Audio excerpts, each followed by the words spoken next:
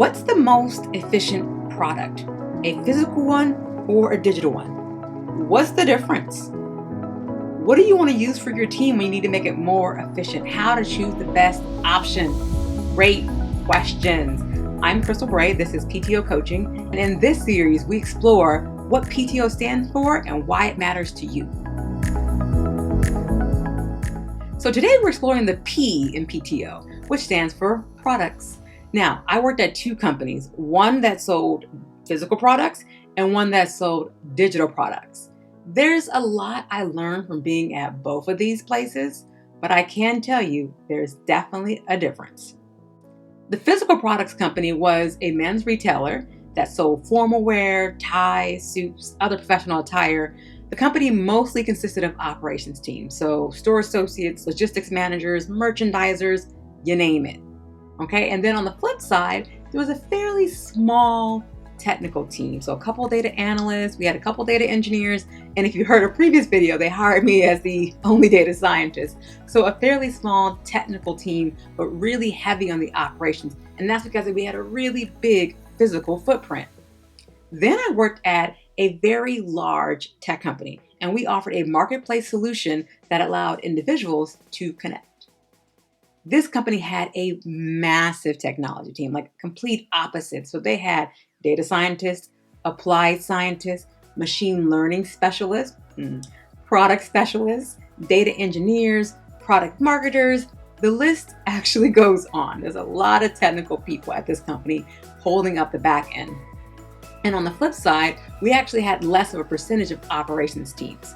In this case, they were typically when the interface between the digital world and the physical world met. So you can imagine client services or even like insurances, things like that. Where those things meet, that's when we had a lot of operations teams. So from my experiences, here are three key differences between a physical product and a digital product. First is tangibility, not tangerine, tangibility. Physical products are tangible. This can make it easier for consumers to access the product before they buy it. So you can feel the product or the fabric of a shirt. You can try on a pair of shoes before you make a purchase. This is a physical product. Digital products are actually just intangible. This can make digital products more convenient to purchase and deliver. So for example, you want to download a digital book or a software program, you can do it instantly. It doesn't have to be shipped. Gone are the days with those Microsoft codes hanging on the little ticket inside of Staples, okay? So, who is the winner here? For me, physical products. They're tangible, you can touch them, you can feel them. They're a little harder to scale, but that's kind of why I like them more. Next up is actually the second key difference, which is durability. Physical products can withstand wear and tear, and they can be used for a longer period of time. Increased durability can make a physical product a more cost-effective option. So for instance, if you're wearing a pair of shoes for 10 years, it's a better value than a pair of shoes you can only have for 1 year. Now, digital products durability could be thought of as like staying up to date, being able to access on different devices, being able to store the data somewhere. And durability here really depends on the digital product maker and even the ongoing technical support. So you can imagine some products by Apple just aren't supported anymore. Who's the winner here? I think it's a toss-up. Some products can last for a long time, like a text file that's digital.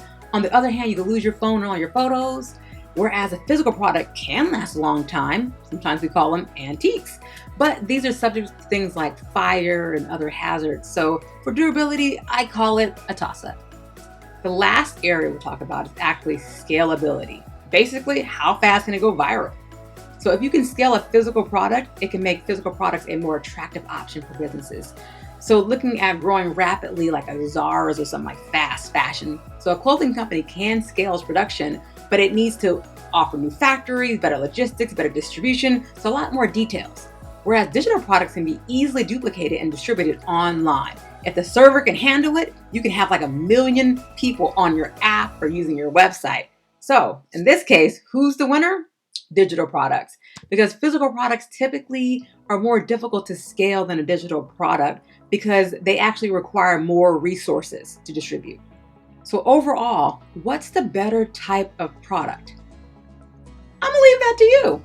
There are many other factors to consider when choosing. You've got cost, durability, convenience, scalability of the product, familiarity of the product. So the ultimate choice depends on you and your individual business needs. Okay, y'all, I want to hear your thoughts. What's your favorite product? Do you lean towards physical or digital solutions? If your business needed to go 10x, which path would you take? I want to see your answers in the comments, and I love to hear from you, and you can hear from each other, and we can make this conversation grow. So I'm Crystal Bray, this is PTO Coaching, and I will talk to you all soon. Bye. Okay, also, please stay tuned. As you might have heard, I am building a course to explain and teach product technology and operations to you. You could be a business leader. You could be inside as an operations manager in a company now. You could be just coming out of school, but you really want to understand this crazy space called product or crazy space called technology, or even get into operations and really have the core skills to manage it properly. So I'm creating that course. Stay tuned. I'll let you know. Subscribe to the channel, add me a comment, hit me up on Facebook or LinkedIn or Instagram, and we will talk soon.